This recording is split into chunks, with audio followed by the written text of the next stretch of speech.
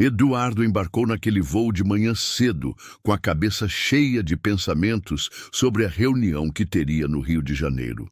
Ele era diretor de inovação na Conecta Brasil, uma empresa de tecnologia que, apesar dos desafios, vinha crescendo bastante. A missão dessa vez era importante: negociar um investimento que poderia elevar a Conecta Brasil a outro patamar. Sentado na primeira classe, Eduardo sentia um misto de orgulho por tudo que tinha conseguido construir até ali, mas não conseguiu disfarçar uma ansiedade leve. Era impossível ignorar certos olhares de estranhamento dos outros passageiros, como se sua presença naquele espaço reservasse alguma surpresa para eles.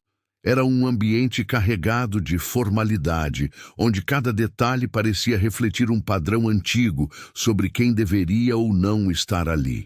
Eduardo notava como isso o afetava, mesmo que estivesse acostumado a situações parecidas no mundo corporativo brasileiro. Ele já sabia de outras viagens o quanto era complicado romper barreiras invisíveis impostas por tradições velhas e preconceitos nunca superados. Assim que se acomodou em sua poltrona, foi abordado por Marcela, a comissária de bordo responsável pela cabine. O tom dela era distante, diferente do tratamento oferecido a outros passageiros já conhecidos da equipe.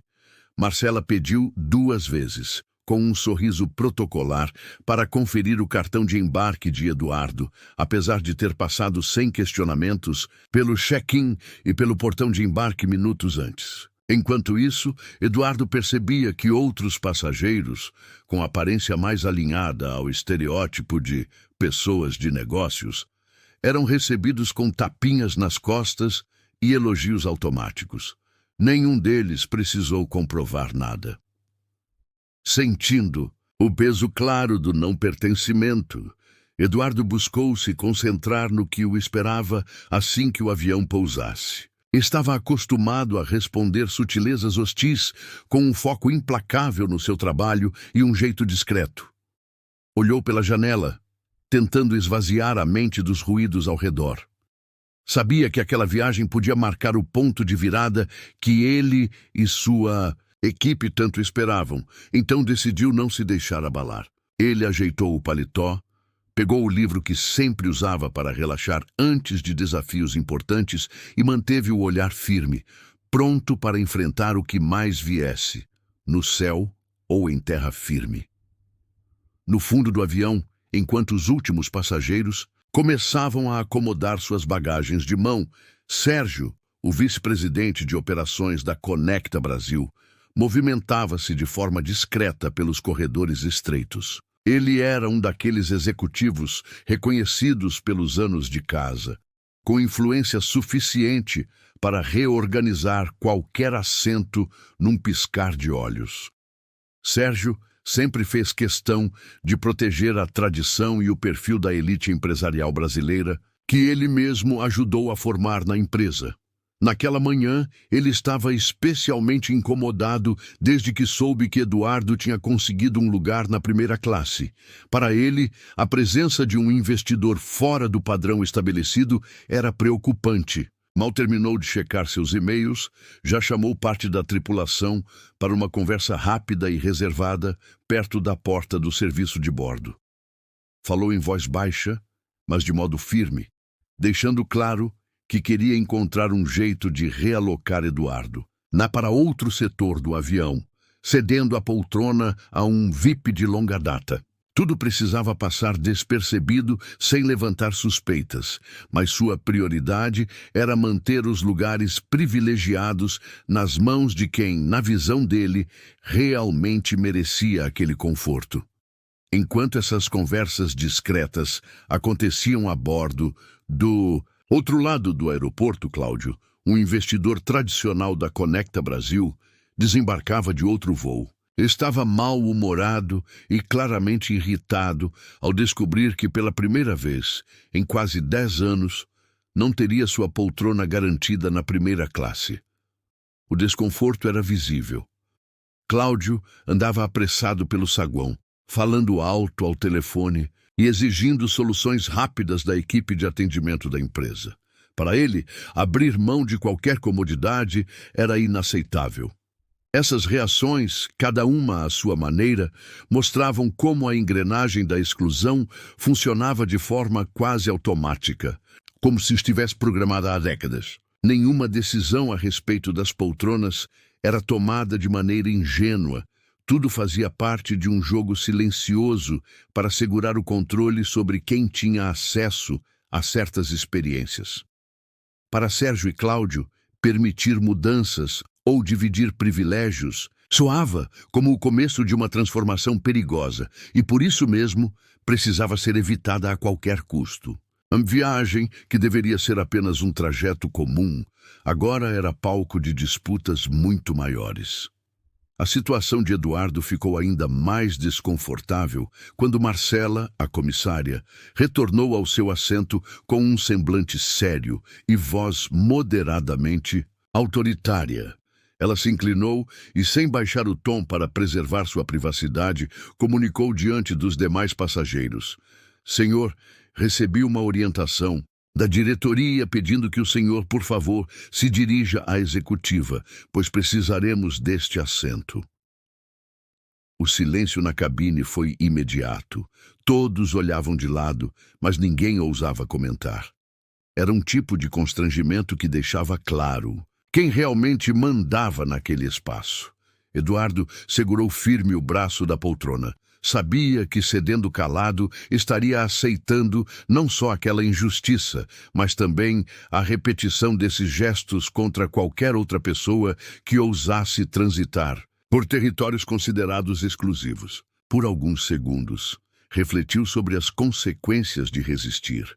Qualquer reação mais forte poderia ser usada contra ele. Poderiam dizer que estava criando tumulto ou que era deselegante. Ao mesmo tempo, ficar em silêncio reforçava aquele velho esquema, no qual a exclusão é realizada à vista de todos, como se fosse apenas procedimento comum do serviço. Optando pela dignidade, Eduardo respondeu com calma: "Eu compreendo a sua orientação, mas comprei e confirmei esse assento, com antecedência. Gostaria de entender publicamente se isso é mesmo um procedimento da Conecta Brasil ou se trata de um erro interno. Tenho direito a esse lugar como qualquer outro cliente." Era mais um pedido de transparência do que um ato de revolta, feito de maneira clara, para obrigar que a situação fosse discutida, nem que fosse no constrangimento instalado ali. A tensão cresceu, a respiração dos passageiros ficava mais pesada. Diversos olhares evitavam encarar Eduardo diretamente, enquanto outros demonstravam certa empatia, mas nenhum tomava a frente. O clima no avião se dividia. De um lado, quem já tinha se acostumado com aquele tipo de exclusão e preferia fingir indiferença para não se comprometer. Do outro, alguns sentiam um incômodo real, mas hesitavam em se manifestar, com medo de se tornarem alvo também. Eduardo, mesmo isolado naquela situação, representava uma ameaça ao funcionamento silencioso da máquina de privilégios, em pleno voo para o Rio de Janeiro, expondo como o poder e a discriminação muitas vezes andam juntos e são validados por olhares e silêncios. Ao ser instruído a se levantar e caminhar até o fundo do avião, Eduardo sentiu na pele o peso de cada passo. Não era apenas o deslocamento físico da primeira classe para a econômica. Era toda a carga simbólica de ser retirado de um lugar conquistado com esforço, diante de olhares que julgavam sem dizer uma palavra. Passou pelo corredor ouvindo sussurros, notando expressões de surpresa e até pequenos risos abafados entre poltronas. Aquela caminhada virou quase um desfile constrangedor, como se todos quisessem registrar mentalmente aquele, colocando-o em seu devido lugar.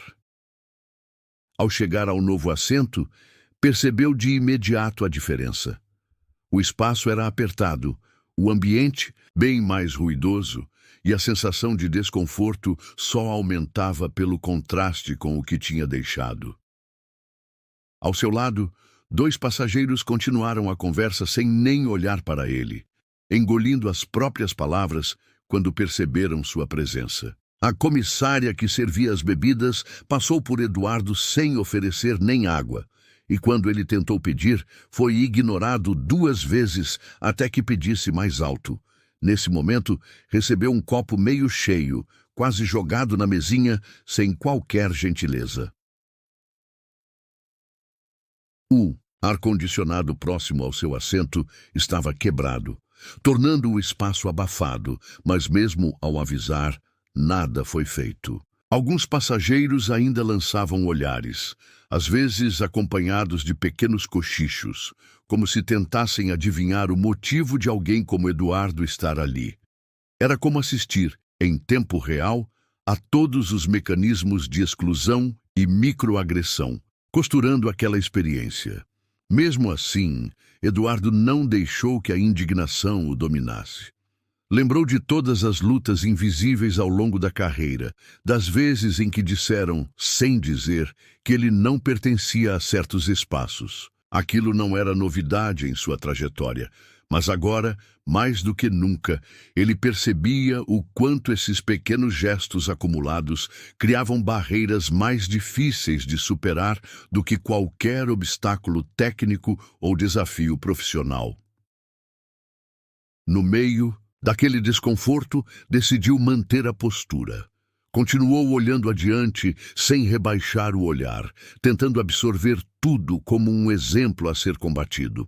Sabia que retomar seu lugar de destaque seria questão não só de conquistar sucesso, mas de enfrentar de frente toda uma estrutura que preferia silenciar quem ousasse desafiar o status quo.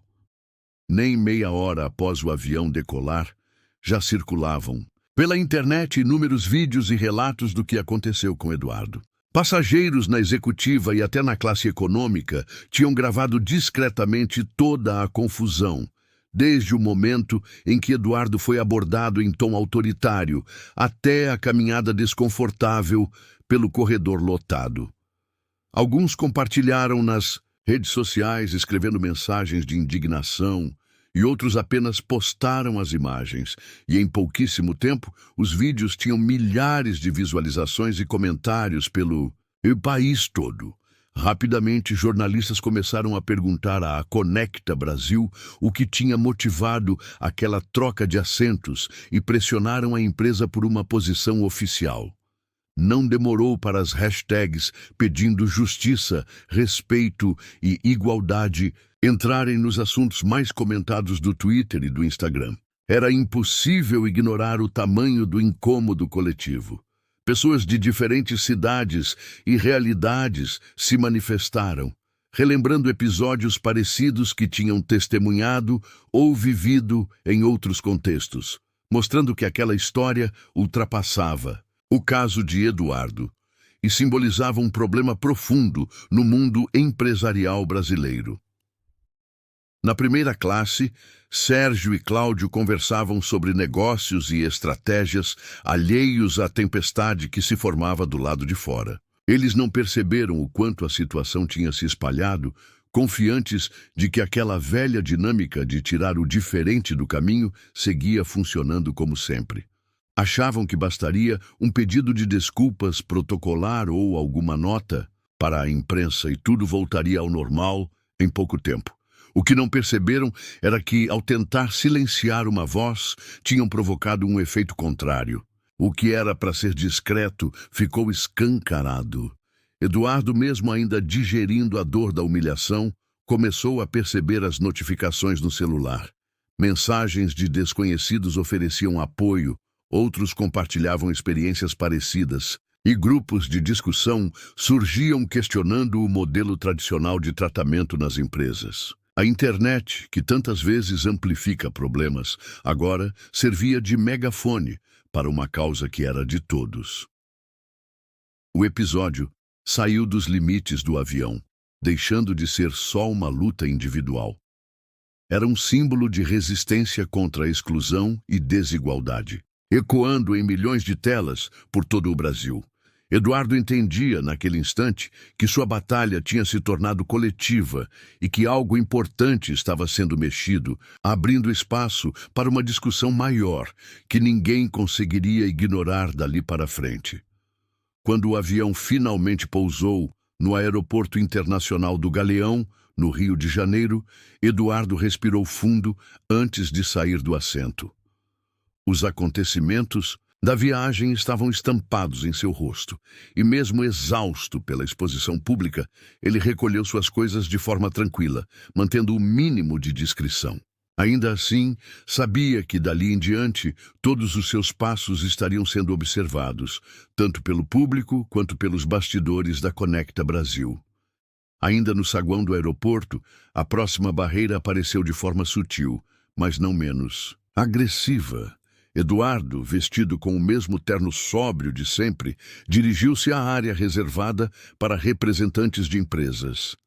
Ali, funcionários de crachá azul verificavam documentos. Ele entregou sua identificação, junto da carta de credenciamento assinada pela presidência da empresa. Nenhum sorriso. O atendente pegou os papéis, olhou com desconfiança e chamou outro colega para checar novamente, como se não fosse possível que Eduardo fosse o novo diretor de inovação. O clima era de dúvida silenciosa, uma hesitação que parecia querer desqualificar sua presença naquele espaço. Enquanto isso, outros visitantes, a maioria com aparência mais próxima do perfil tradicional corporativo, passavam rapidamente pela confirmação. Alguns eram cumprimentados pelo nome, outros recebiam um simples "pode seguir", sem enfrentar os mesmos questionamentos que barraram Eduardo. A cada novo olhar atravessado e cada nova consulta desnecessária, o sentimento de não pertencimento se aprofundava ainda mais, como se tentassem reafirmar que aquele ambiente não era feito para ele. A espera se arrastou durante longos minutos. Eduardo tentou controlar a ansiedade, mas a demora era uma demonstração clara de que aquela barreira invisível existia e funcionava. Mesmo assim, se manteve de pé, sem dar sinais de desistência. Manteve a calma e, sem levantar a voz, pediu para falar diretamente com a diretoria. Os funcionários trocaram olhares. Um deles foi ao telefone, tentando enrolar um pouco mais, mas Eduardo insistiu. Disse que precisava apresentar pessoalmente um projeto fundamental para o futuro da empresa, algo que exigia a presença de quem, de fato, liderava a Conecta Brasil. Determinados a dificultar, tentaram dissuadi-lo, mas Eduardo não recuou. Com educação, porém firmeza, deixou claro que não aceitaria menos do que o respeito ao seu cargo e ao seu trabalho. Sabia que, só assim, poderia abrir caminho não só para si, mas para muitos outros que ainda viriam. Depois de uma espera cansativa e de perguntas repetitivas sobre sua identidade e seu direito de estar ali, Eduardo finalmente foi escoltado até uma sala ampla, cheia de vidros, que deixavam entrar a luz da tarde carioca. Sentou-se na ponta de uma mesa comprida, ainda sendo observado por funcionários que cochichavam do lado de fora, como se sua presença fosse algo fora do comum. Poucos minutos depois, a porta se abriu rapidamente. Quem entrou primeiro foi Andréia, a CEO da Conecta Brasil, acompanhada de 4 membros do conselho diretor. Todos vestiam roupas impecáveis e olhavam nervosamente para Eduardo, misturando surpresa com um certo receio. Os celulares dos executivos vibravam sem parar com mensagens sobre o vídeo do incidente que já começava a dominar os trending topics do país. Apesar dos sorrisos postiços e do tom cordial, a preocupação nos rostos era visível. Andréia tentou conduzir a reunião, fazendo perguntas protocolares sobre a viagem, mas o ambiente estava pesado. O assunto do vídeo era inevitável, pairando sobre a sala como uma nuvem carregada.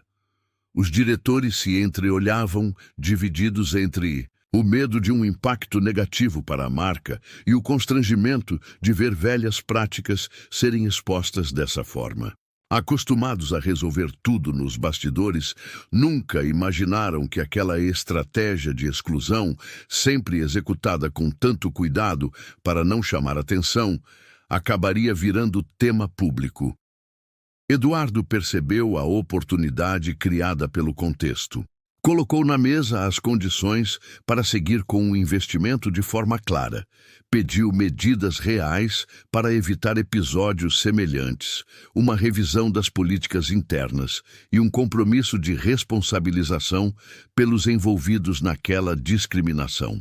Falou em tom calmo, mas seguro, explicando como a cultura de exclusão não poderia persistir num país que falava tanto sobre mudança, igualdade e respeito.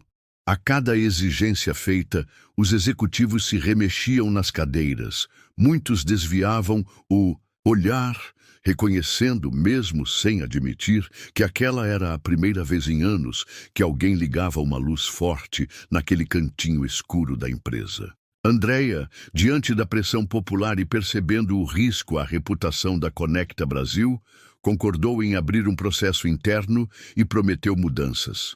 Pela primeira vez, o poder se viu obrigado a ouvir. Eduardo sentiu naquele momento que sua resistência não vinha mais só do orgulho próprio, mas de uma vontade clara de transformar de verdade o ambiente para as próximas gerações.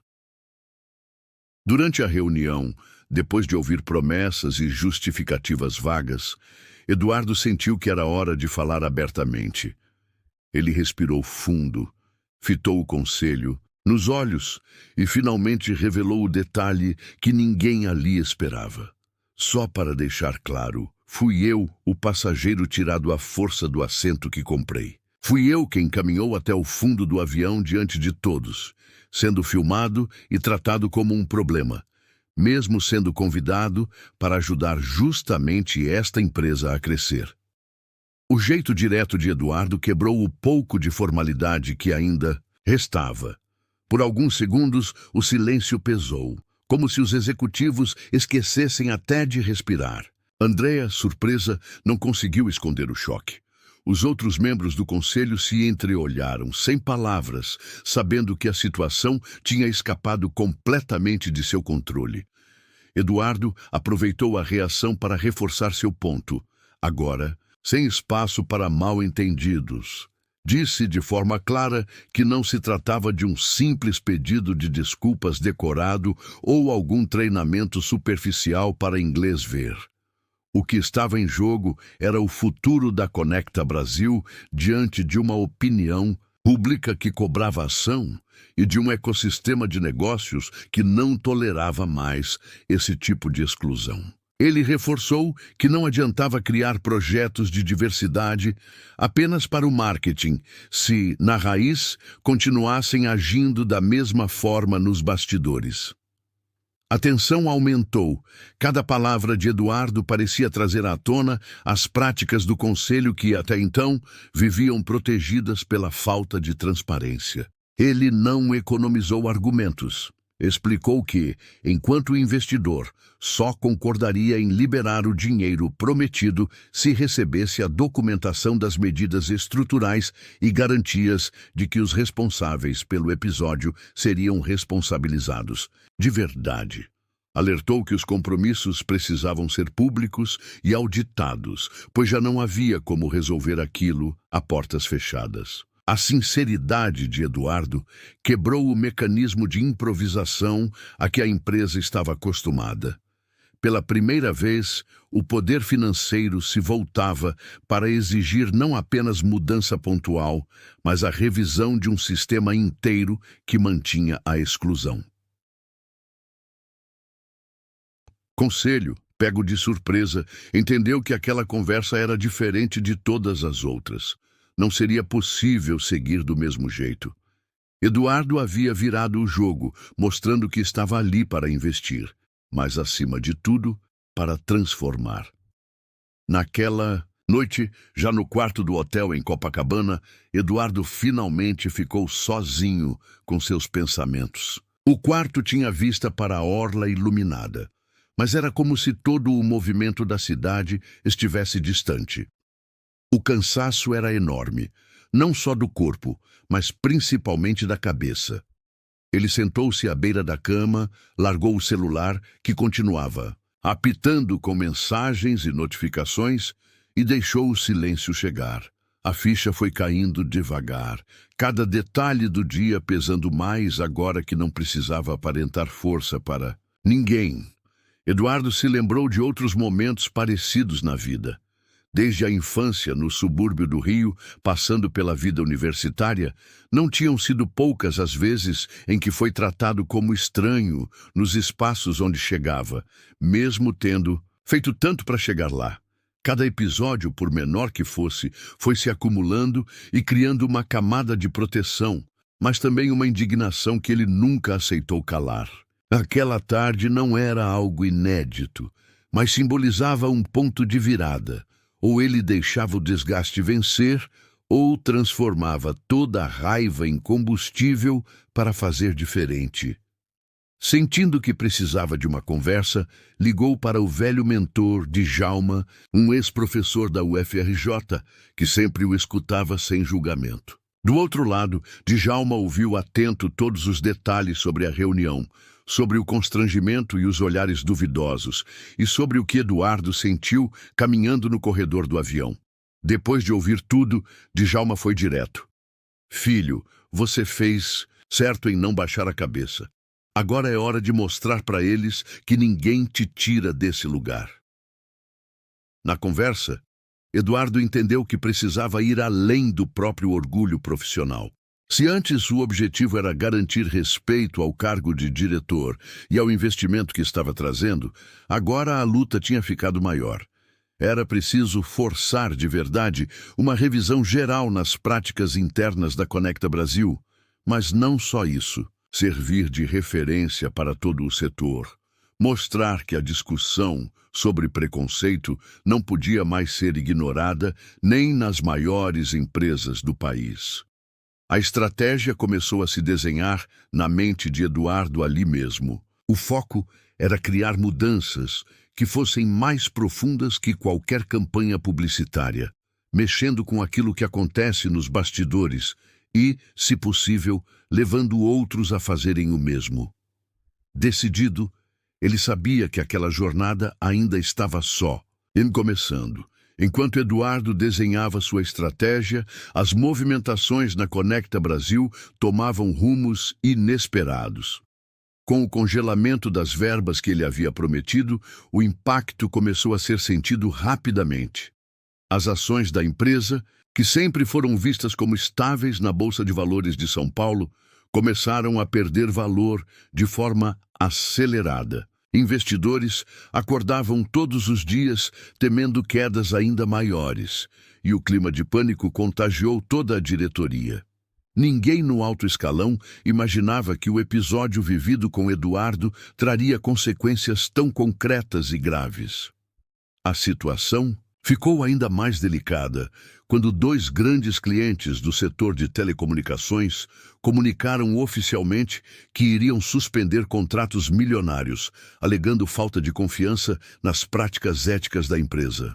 Para completar, a Agência Nacional de Telecomunicações exigiu esclarecimentos formais sobre a conduta da companhia, ameaçando abrir uma investigação, o que só aumentou o medo de exposição negativa. As reuniões extraordinárias se multiplicaram. Os telefonemas não paravam e toda decisão parecia arriscada demais. Diante desse cenário, o Conselho da Conecta Brasil se viu dividido como nunca antes. De um lado, um grupo defendia abrir negociações com Eduardo, buscando um meio-termo e tentando reconstruir a imagem da empresa no mercado e diante do público. Achavam que, mesmo tendo que ceder, seria melhor resolver a crise do que prolongá-la e ver a reputação da empresa continuar afundando. O argumento era simples: sem uma posição clara e transparente, não haveria recuperação possível. Por outro lado, havia o grupo liderado por Cláudio, vice-presidente de operações, que se recusava a aceitar mudanças impostas de fora. Eles enxergavam a crise não como um ponto de transformação, mas como uma ameaça ao próprio poder. Decidiram contra-atacar, usando estratégias antigas de bastidor. Assim, começaram a espalhar boatos na imprensa especializada e nos corredores corporativos, tentando pintar Eduardo como alguém intransigente, difícil de lidar e motivado apenas por interesses pessoais. Os ataques foram além do escritório. Uma série de matérias começaram a pipocar em blogs e perfis anônimos de redes sociais, todas tentando manchar a reputação de Eduardo como profissional. A disputa tomou as ruas, as mídias digitais e, por fim, chegou também aos tribunais, já que Eduardo recebeu notificações extrajudiciais e ameaças de processos por suposta difamação. O conflito, que parecia restrito a uma reunião, virou uma guerra em vários campos ao mesmo tempo, e ninguém sabia ao certo como tudo terminaria. Mesmo com a pressão crescente e a enxurrada de notícias negativas, Eduardo não se deixou abalar. Sabia que naquele momento agir com sangue frio era o que mais importava. Enquanto boatos surgiam em portais suspeitos e fotos suas fora de contexto circulavam nas redes, ele apostou em reforçar os laços que vinha construindo ao longo dos anos. Entrou em contato com antigos colegas de trabalho, professores e investidores que, como ele, também tinham enfrentado obstáculos para chegar onde estavam. Essa rede de apoio, formada por nomes respeitados no setor, passou a manifestar solidariedade publicamente, o que foi um alívio no meio do caos. Ao mesmo tempo, Eduardo reuniu sua equipe de confiança, formada quase toda por pessoas acostumadas a batalhar para avançar no mundo corporativo. O trabalho deles se tornou intenso nos bastidores, acompanhando o fluxo das movimentações financeiras da Conecta Brasil, protegendo suas operações e se antecipando a qualquer sinal de manobra ilegal. Enquanto Eduardo mantinha conversas francas com quem podia fazer diferença, Cláudio intensificava o ataque. Ordenou a montagem de dossiês recheados de distorções, forçando a barra em relatórios antigos para pintar Eduardo como alguém instável. Não contente, Cláudio articulou notas plantadas em jornais conhecidos por aceitar favores e pressionou parceiros comerciais a se afastarem, insinuando que qualquer ligação com Eduardo podia atrair problemas ou arranhar reputações. Em meio a tudo isso, Eduardo começou a perceber que sua luta era mais do que pessoal ou ligada a um cargo numa só empresa. Outros líderes de origem humilde ou de grupos subrepresentados começaram a lhe procurar, compartilhando histórias de exclusão e agradecendo por ele resistir publicamente. Sem querer, virou uma referência para um movimento que até então se sentia isolado, mostrando que dava para enfrentar poderes antigos com coragem e estratégia.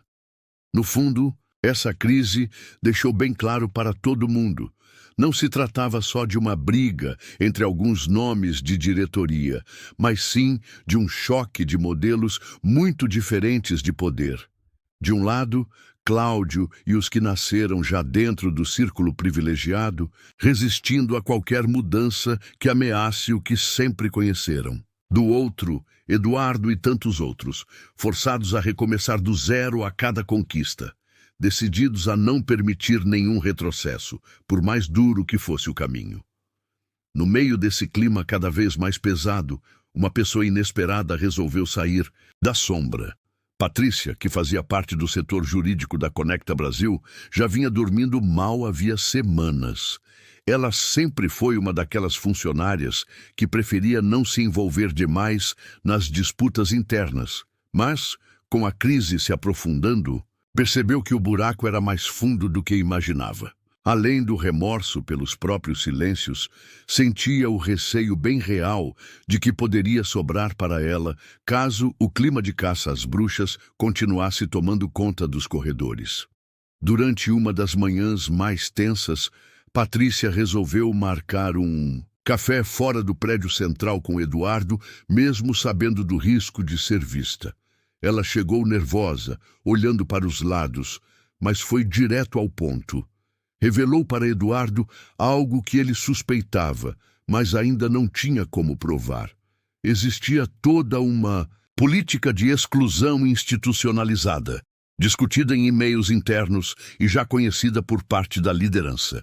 Patrícia tirou da bolsa um pendrive e um punhado de folhas impressas, mostrando não só mensagens trocadas entre setores estratégicos, mas também gravações feitas durante reuniões, onde ficava evidente que diretoria recebia orientações explícitas para segregar e prejudicar certos perfis de funcionários e clientes. A cada novo arquivo apresentado, Eduardo sentiu um misto de indignação e alívio. As provas eram robustas, com datas, nomes e falas diretas. Não havia como negar ou distorcer os fatos. Finalmente, a batalha deixava de ser uma discussão de versões opostas para se transformar em um caso realmente sólido, com base jurídica, forte o bastante para virar o jogo. Eduardo agradeceu sinceramente, compreendendo o peso daquela decisão para ela. Enquanto isso, Patrícia, mesmo temendo pela própria carreira, começou a sentir o apoio silencioso de outros colegas. Muitos já estavam cansados do clima de medo e das ordens absurdas, e vendo a postura dela, criaram coragem para também se manifestar. Aos poucos, foi ficando claro que ela não estava mais sozinha. No entanto, Patrícia sabia que a escolha traria consequências. Era quase certo que perderia alguns amigos, talvez até o emprego, mas aquele era o preço por romper com uma estrutura injusta. Assim, ao entregar as provas e tomar partido ao lado de Eduardo, Patrícia não apenas expôs o que muitos tentavam esconder, mas também abriu caminho para mudar de verdade o rumo da história. A tensão chegou a um nível que ninguém imaginava. Quando Cláudio percebeu que não conseguiria mais abafar o caso, resolveu partir para atitudes ainda mais agressivas. Começou manipulando documentos dentro dos servidores da Conecta Brasil, alterando informações importantes para tentar desqualificar as provas recém-entregues por Patrícia. Não bastasse isso, ele contratou hackers para invadir e-mails da equipe de Eduardo e tentou acessar conversas pessoais, na esperança de encontrar algo que pudesse ser usado como chantagem. Logo, Eduardo e seus colegas perceberam que mensagens estranhas começaram a chegar, não só para eles, mas também para seus familiares. Eram ameaças diretas, recados vazios no início, mas que aos poucos ganharam detalhes assustadores, como citações a rotinas de crianças ou locais que a família frequentava. Alguns colaboradores ficaram com medo de sair de casa, e o escritório virou um ambiente de olhares desconfiados e portas fechadas. Até amigos de infância de Eduardo foram procurados por perfis falsos, tentando espalhar fofocas e plantar desconfiança. O clima ficou insuportável. Quem trabalhava, no caso, passou a trocar celulares, mudar rotas e reforçou segurança digital. E mesmo tão pressionado, Eduardo se recusou a recuar ou se esconder. Conversou pessoalmente com todas as pessoas próximas, tranquilizou quem estava mais exposto e garantiu apoio total, tanto psicológico quanto jurídico. Sua direção foi clara. Ninguém vai lutar sozinho nem ceder ao medo. Vamos resolver isso, com transparência e união. A situação ficou tão grave que a Polícia Federal entrou no caso, abrindo inquérito sobre os ataques digitais, as tentativas de invasão de sistemas e até registros de suborno feitos durante depoimentos. Oficiais passaram a monitorar a segurança de várias pessoas envolvidas, e Eduardo entregou todas as provas e conversas à autoridade competente, colaborando de peito aberto em cada etapa. Mesmo sob esse ambiente pesado, Eduardo liderou a equipe de modo ainda mais atento. Juntou um grupo de especialistas em segurança da informação e montou um verdadeiro centro de comando para documentar tudo. Aos poucos, foram fechando o cerco a quem dava proteção a Cláudio, montando uma linha do tempo detalhada dos crimes e articulando suas ações com agentes federais. Em vez de se retrair diante do terror e das ameaças, Eduardo e os aliados responderam com ainda mais firmeza, mostrando que seguiriam juntos até o fim, naquele confronto decisivo que naquele momento já tinha ultrapassado qualquer limite imaginável. Com o avanço das investigações e o ambiente cada vez mais carregado, o próximo passo foi inevitável. O caso chegou ao Tribunal Federal do Rio de Janeiro com uma audiência marcada às pressas. A decisão a ser tomada era urgente, pois envolvia a liberação do investimento milionário congelado, capaz de salvar a Conecta Brasil ou afundá-la de vez.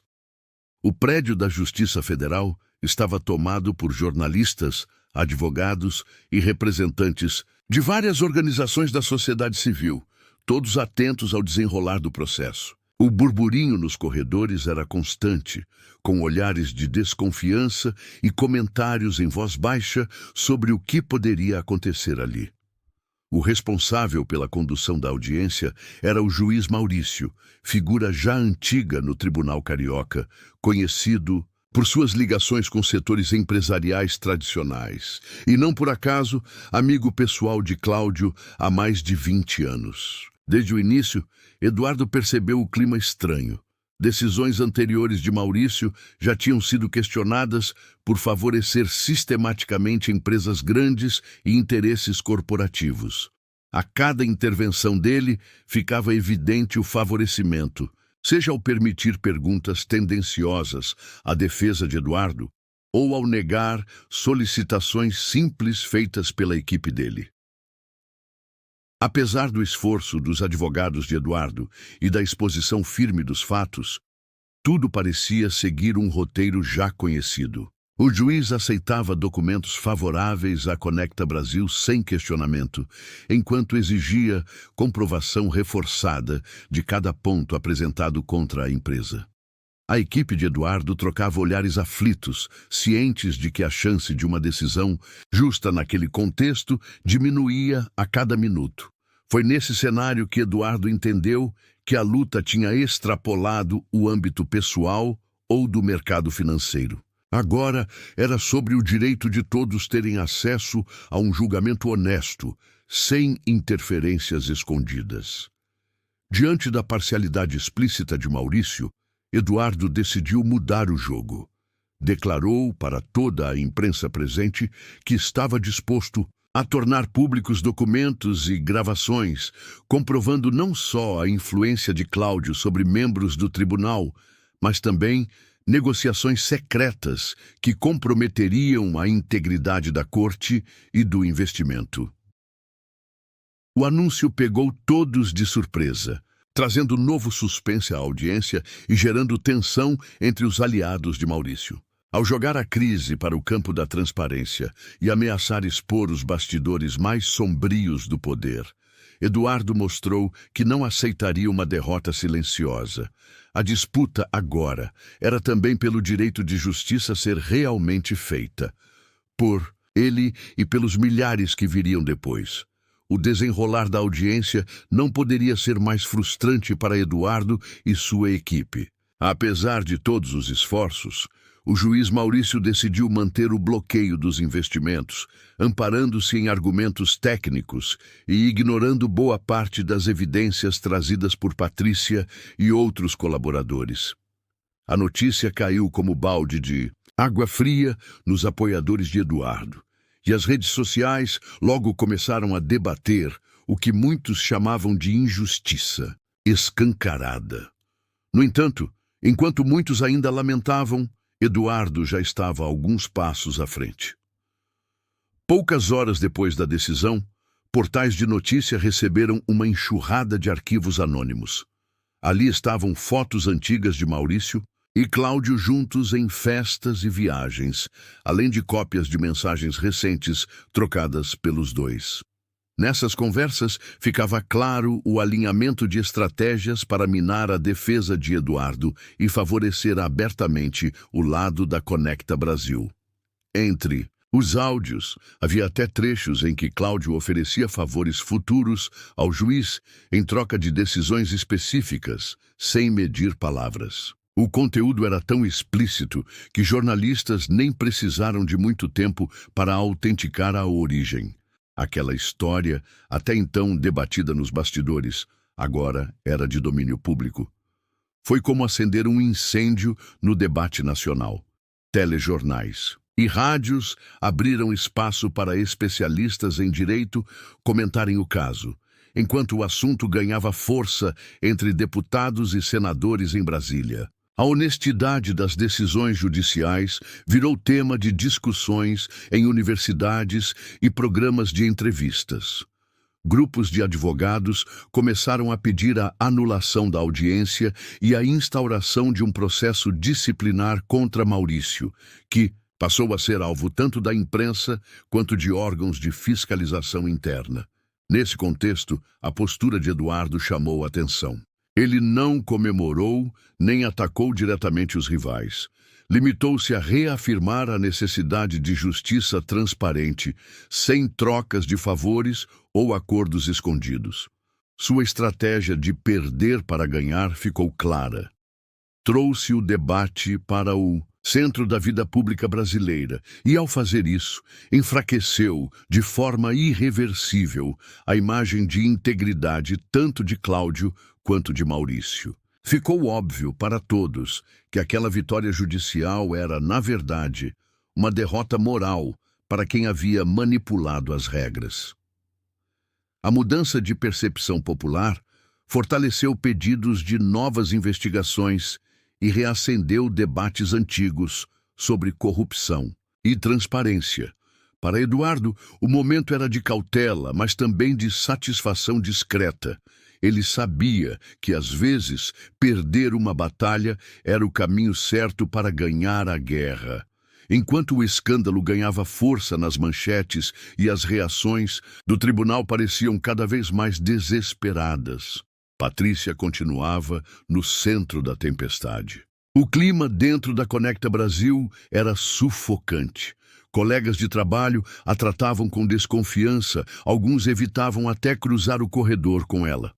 Cláudio, sentindo a ameaça que ela representava depois do vazamento dos documentos, começou a pressioná-la abertamente. Ligações em horários estranhos, mensagens avisando para ter cuidado e até conversas ao pé do ouvido se tornaram rotina. A situação pesou tanto que Patrícia decidiu agir. Em uma série de encontros discretos, ela passou a gravar conversas com Cláudio e 2 supervisores próximos a ele. Nesses áudios, ficou registrada a tentativa explícita de convencê-la a mudar seu depoimento. Falas prometendo uma promoção para quem encobrisse os erros ou ameaças diretas de demissão para quem insistisse na verdade. Em um dos registros, Cláudio detalhava o que ela deveria omitir e até sugeria frases que soariam convincentes perante os investigadores. As conversas revelavam, sem deixar margem para dúvidas, os crimes de obstrução de justiça, coação e suborno, mostrando como o esquema era garantido na base do medo e das vantagens pessoais. Quando percebeu que estava em risco real, Patrícia procurou imediatamente a equipe de Eduardo. Eles a acolheram, ajudaram a garantir sua segurança e encaminharam todo o material ao Ministério Público Federal. Na manhã seguinte, a operação foi oficialmente aberta. Agentes federais começaram a investigar não só a conduta de Cláudio, mas todo o sistema que permitia que situações assim acontecessem em uma empresa de porte nacional. Foram expedidos mandados para acessar e-mails antigos, rastrear movimentações financeiras suspeitas e checar pagamentos ilegais feitos há anos. O público acompanhava cada movimento com atenção. Programas de televisão transmitiam atualizações ao vivo. Debates se multiplicavam nas redes sociais. E nas ruas, muita gente discutia o rumo que o caso poderia tomar. Especialistas já chamavam aquilo de um dos maiores escândalos corporativos da década no Brasil. Graças aos novos áudios, a rede de crimes começou a ser desmantelada. Descobriram contas fantasma, depósitos em paraísos fiscais e uma trama de corrupção que, ao que tudo indicava, vinha de longe.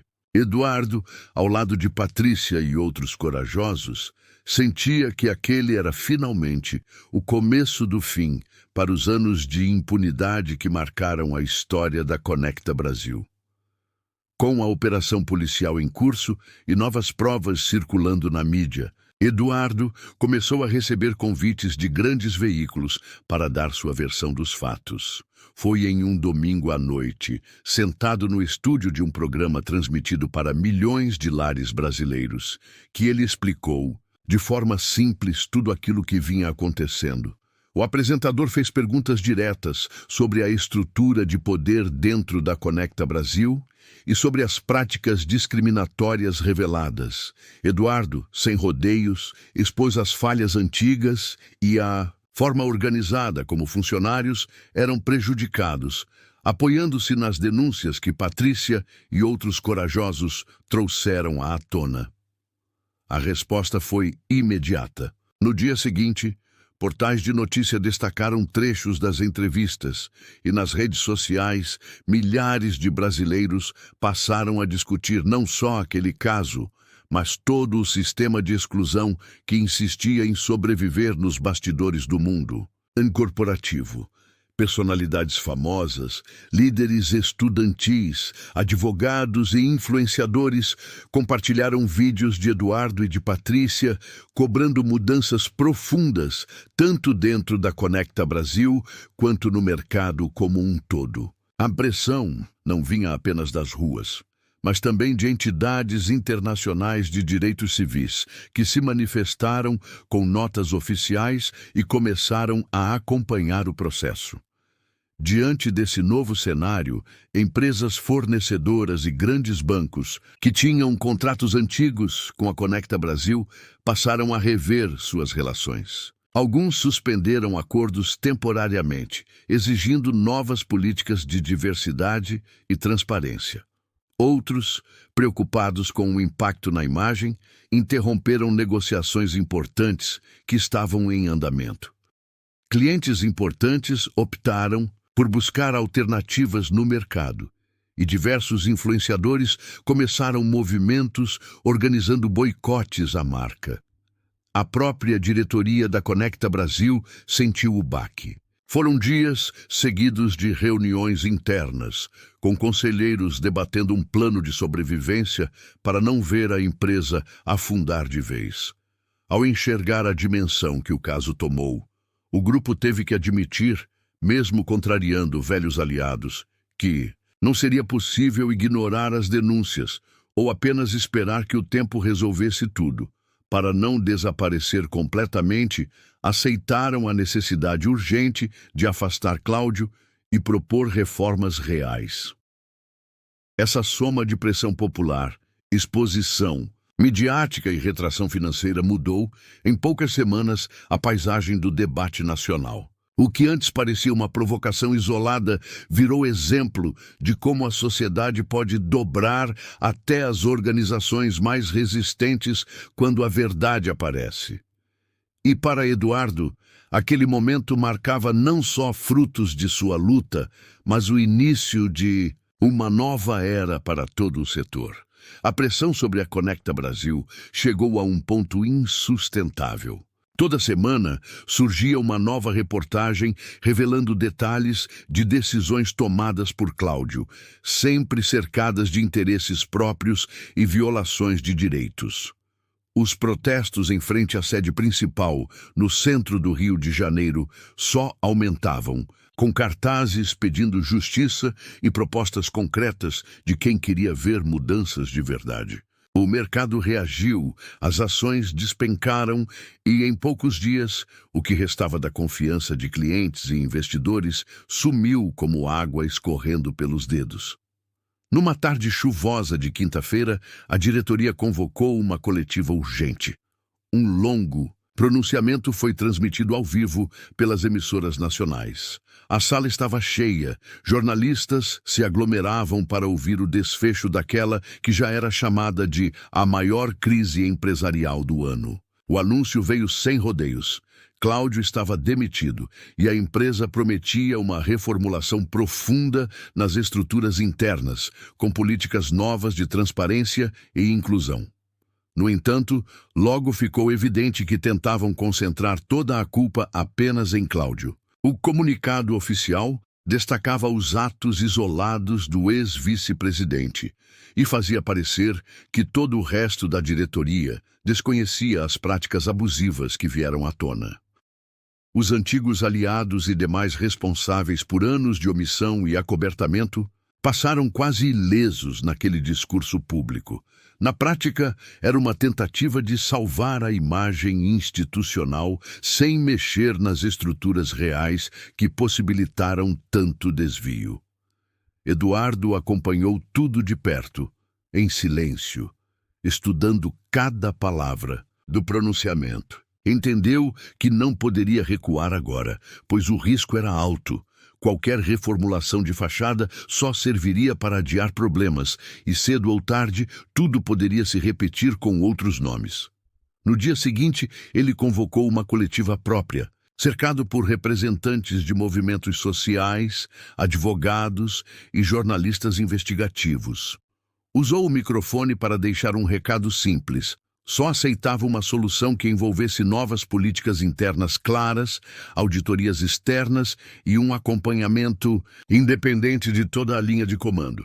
Pediu também que os antigos processos de contratação e promoção fossem revisados, para evitar que práticas discriminatórias ou abusivas se perpetuassem sob o pretexto de mudança. Eduardo rejeitou conversas de bastidor ou acordos superficiais. Coordenou campanhas para que parceiros e o próprio público mantivessem a pressão sobre a empresa, explicando que só assim aquelas transformações seriam genuínas. Seu objetivo agora era não permitir que toda aquela luta virasse só um capítulo polêmico a ser esquecido, mas sim um divisor de águas para a cultura de trabalho no país inteiro. Enquanto Eduardo insistia na cobrança por mudanças reais, o clima ficava mais tenso no alto escalão da Conecta Brasil. Jornalistas investigativos, motivados por denúncias novas e antigas, começaram a vasculhar arquivos esquecidos, e uma reportagem do início de uma semana virou novamente o jogo.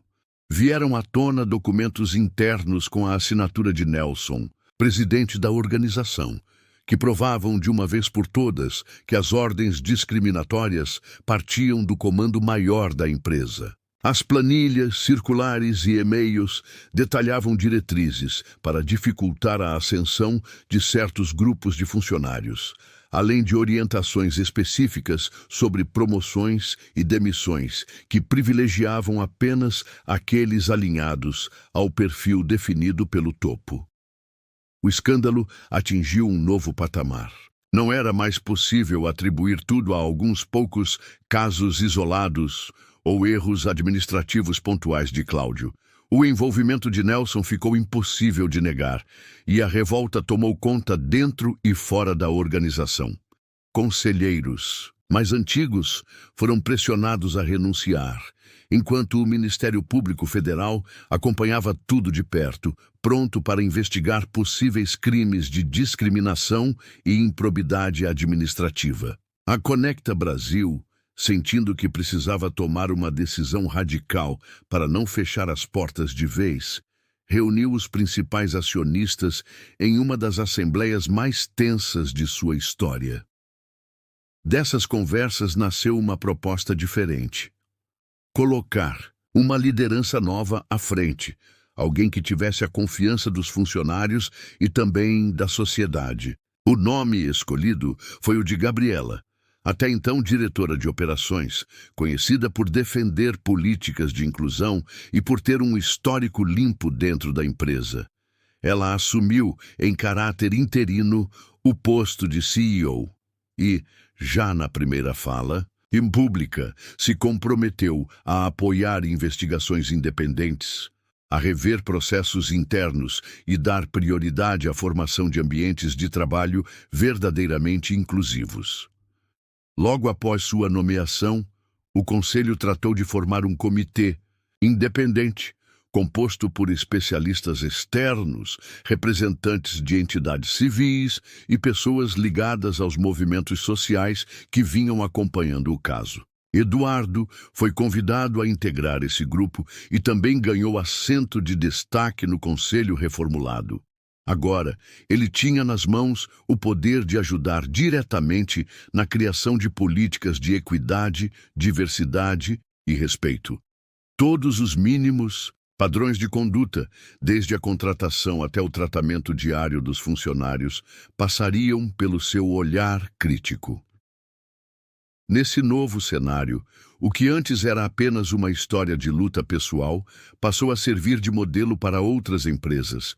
Em todo o Brasil, o caminho da transformação ainda parecia longo, mas, pela primeira vez, havia esperança concreta de mudança, deixando claro que enfrentar o sistema pode, sim, abrir portas para uma cultura de trabalho justa e plural.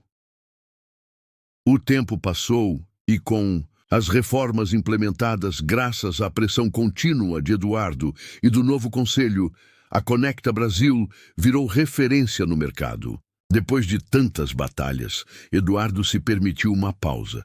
Ele decidiu fazer uma viagem para visitar sua família em Belo Horizonte e, pela primeira vez, desde o início de todo aquele tumulto, comprou uma passagem pela própria Conecta Brasil, agora sob a administração de Gabriela, e com uma diretoria composta por pessoas escolhidas com critério e diversidade em mente. Ao embarcar, ele notou logo de cara a diferença no ambiente. No balcão de check-in, percebeu que pessoas de várias origens trabalhavam lado a lado. Já a bordo, a tripulação demonstrava respeito e gentileza para com todos, independentemente de classe ou status dos passageiros. Os anúncios feitos durante o voo deixavam clara a nova postura da empresa, ressaltando o compromisso com direitos iguais e atendimento humanizado. Eduardo trocou algumas palavras com a comissária Ana Paula, que comentou como os novos treinamentos promoveram empatia, acolhimento e sentido real de equipe.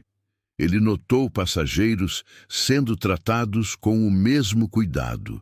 Do empresário engravatado, a senhora viajando sozinha na promoção, e lembrou dos tempos em que essa realidade parecia impossível. Nesses meses de transformação, a história de Eduardo se espalhou tanto que inspirou outros profissionais a relatarem casos parecidos em diferentes setores. A repercussão foi tanta que um grupo de parceiros, junto com Eduardo, resolve criar a Fundação Horizontes Livres, uma organização pensada para combater discriminação no ambiente empresarial e apoiar quem enfrenta desigualdade no trabalho.